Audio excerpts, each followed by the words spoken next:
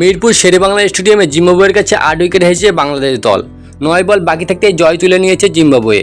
এরপর অফিসিয়াল সংবাদ সম্মেলন ছাড়াই মাঠের বাইরে কথা বলেছেন বিসিবি সভাপতি নাজমুল হাসান পাপন।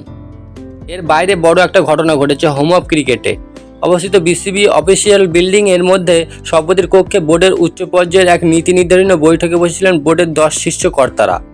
সেই অনির্ধারিত বৈঠকে উপস্থিত ছিলেন বিসিবি প্রধান নাজমুল হাসান পাপন, সিও নিজামুদ্দিন চৌধুরী, সিনিয়র পরিচালক জালাল ইউনুস, অন্যতম পরিচালক ইসমাইল, খালেদ মাহমুদ সুজন ও ইফতিকার রহমান ও মিঠুন সহ আরও কয়েকজন।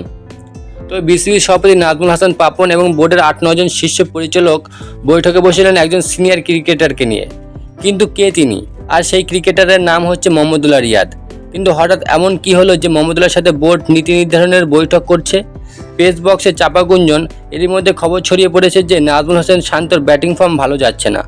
বিসিবি সভাপতি পাপন শান্তর ব্যাটিং নিয়ে খানিক অতৃপ্ত, তাই হয়তো শান্তর বদলে মোহাম্মদুল্লাহকে বিশ্বকাপের অধিনায়ক করার কথা ভাবছে বিসিবি।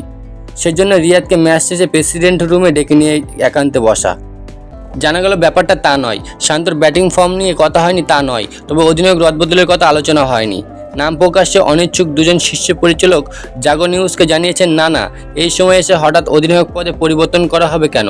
শান্তর ক্যাপ্টেন্সি বদল নিয়ে কোনো কথা হয়নি। ওই দুই পরিচালক জানান, আসলে রিয়াদ ভালো খেলেছে, এই বয়সে নিজের সামর্থ্যের প্রমাণ দিয়ে চলেছে, আজ প্রায় একাই লড়াই করেছে, তাই তাকে বাহাবাদীদের সঙ্গে নিয়ে বসা।